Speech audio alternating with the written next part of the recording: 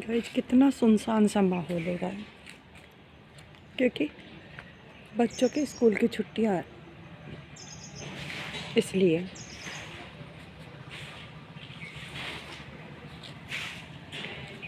लेकिन कबूतर अपने टाइम से आ जाते हैं। वो अपने टाइम से आकर इंतज़ार करने लगते हैं और सबसे पहले आएंगे, इस पुमटी पर बैठ जाएंगे।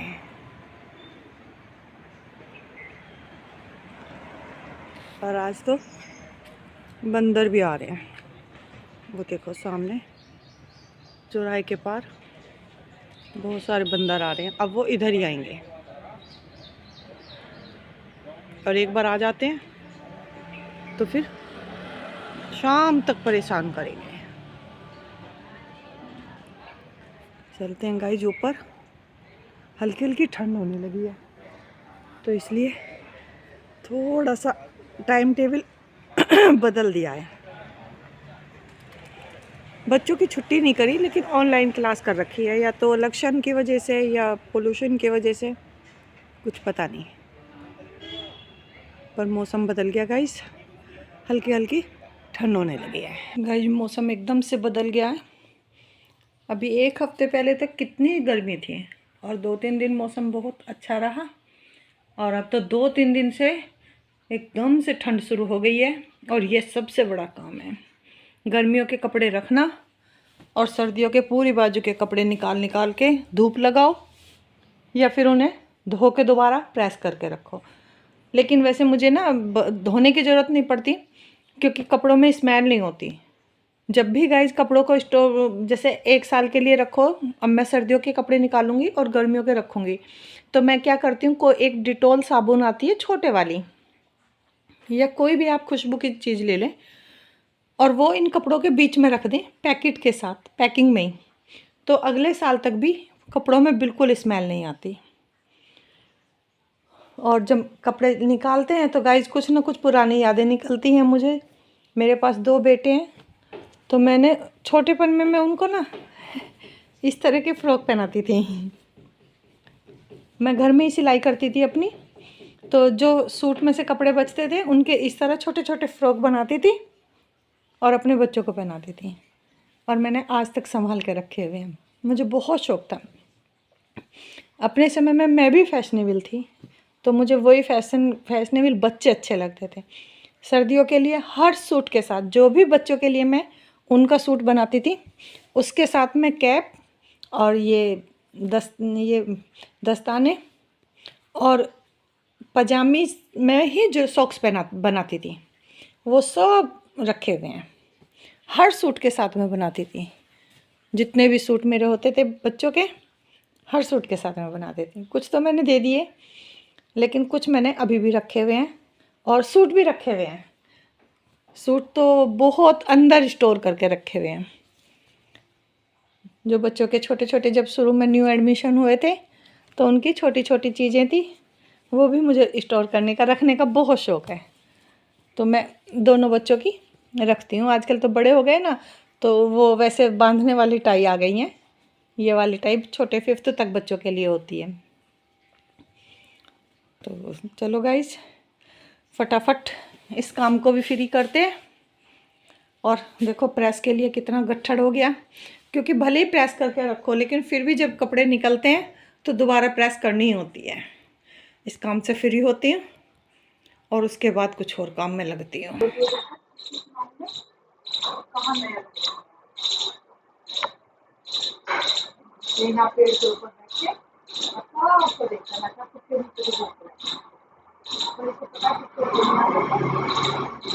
और ये नीचे जाता है, नहीं सारे में बचता है, 3 के ऊपर, पेड़ों के ऊपर, इस तरह गेट पे रेलिंग के ऊपर घूमता रहेगा। कभी कभी गाड़ी बदल रहेगा।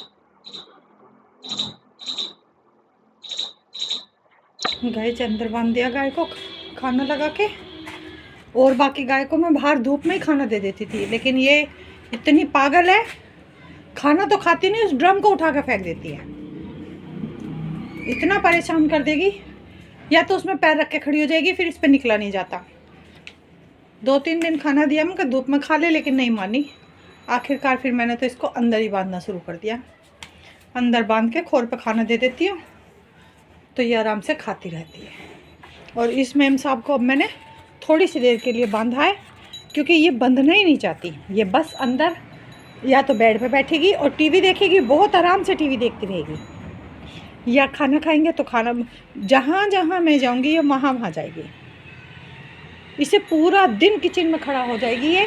अगर मैं किचन में काम करती रहूँ, थक जाएगी तो बैठ जाएगी वहीं पे। तो अब मैंने इसे थोड़ी थोड़ी देर के लिए बांधा है, क्योंकि फिर इसे ना बंधने की आदत नहीं रहेगी गाइज। तो इसलिए यहाँ का काम भी फ्री हो गया।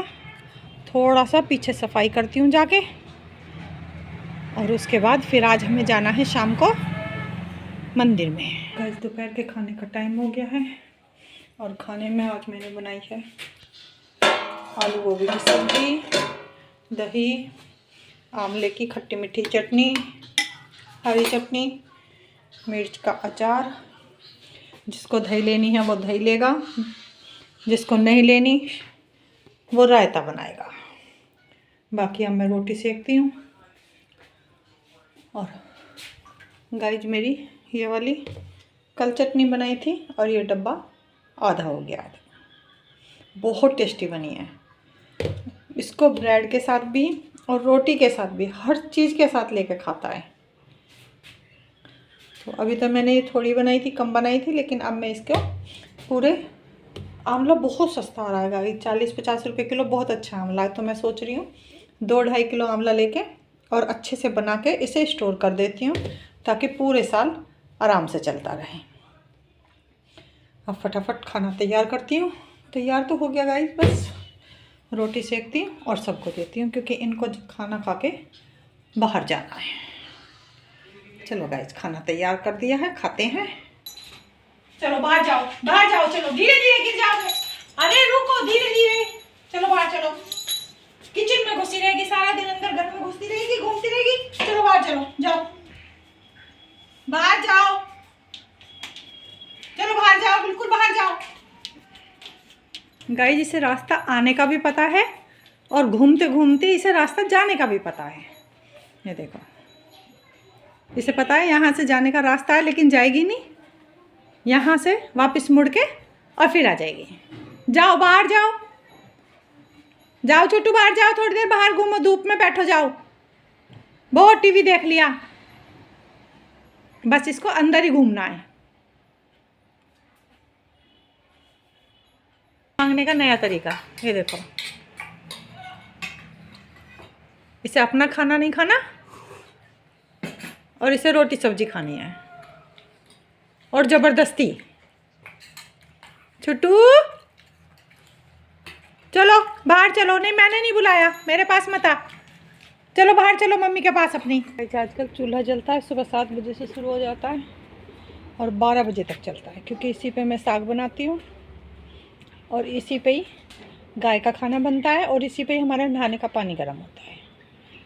लगते रहते हैं, क्योंकि हमारे यहाँ ये लकड़ी वकड़ी बहुत गांव से आती हैं, तो इनको क्या करें समझ ही नहीं आता, फिर इसीलिए हम चलाना शुरू कर देते हैं इनको।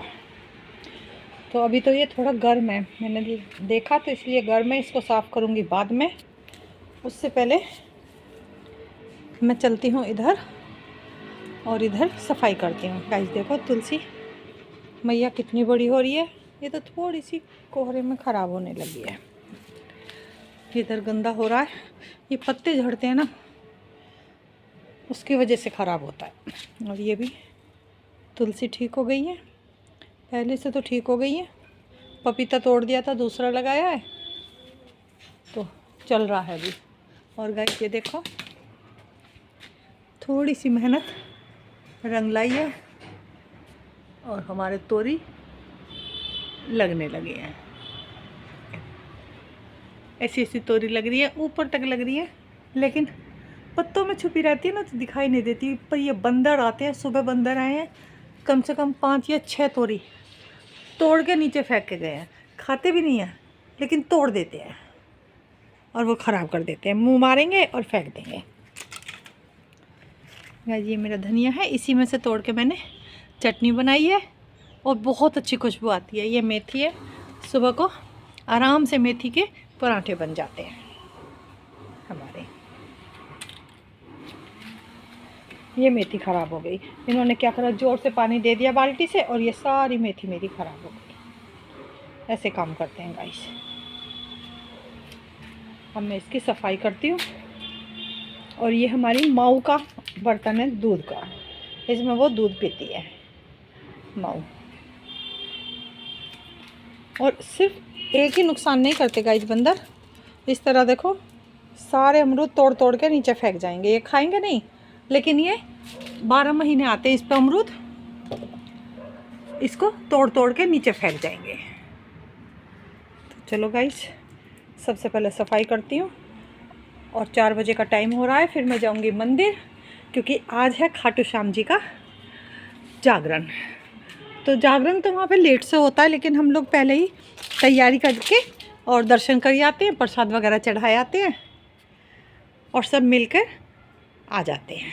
इतना अच्छा एलोवेरा हो रहा है और ये बहुत ही अच्छा है, इसकी जड़ और ये मजबूत, इतना काटो और तुरंत फैलने लगता है। देखो एक ही बार लगाया था और तब से अपने आप हरा हो जाता है। और ये कम से कम 8-9 घरों में काम करता है, जिसको भी ज़रूरत होती है पीछे से सब आते हैं। और इस पर बहुत सुंदर फूल आते हैं गाइस, हमने दूर तक गार्डन बनाया हुआ है। ये हमारा मनी प्लांट है, ऊपर तक फैल जाता है जब तोड़ देते हैं, क्योंकि इसमें ना चूहे या न्योल वगैरह का डर होता है जब ज़्यादा फैल जाता है, तो इसलिए बंद कर देते हैं। और ये आम का पौधा है, अमरूद के साथ साथ आम का पौधा भी आ जाता है। आंटी मेरी आवाज़ सुन के आ गई हैं और आंटी हंस रही हैं।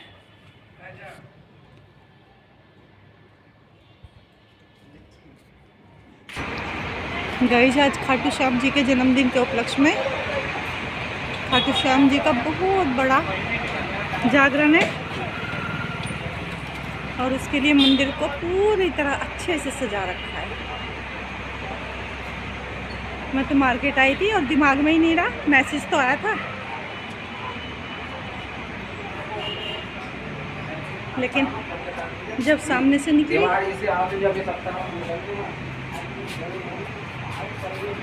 तो मुझे याद आया। मैंने तुरंत रिक्शा रुकवा के नीचे उतरी। मैंने कहा भैया रुको पहले, अब तुम जाओ, मैं अपने आप खुद से आ जाऊंगी।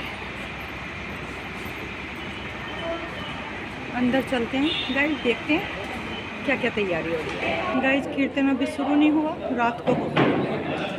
खाटू श्याम जी के कीर्तन की बस यही वो है कि रात को 11 बजे तक होता है और हम लोग दूर रहते हैं तो नहीं आ सकते। और गाइस ये देखो कितना सुंदर मंदिर सजा रखा है।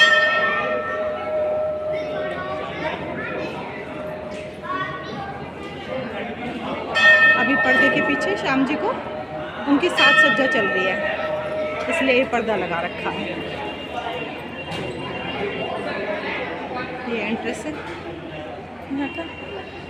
बाकी देवी माँ की तस्वीर है, सामने हनुमान जी का मंदिर है, बस खाटू श्याम जी का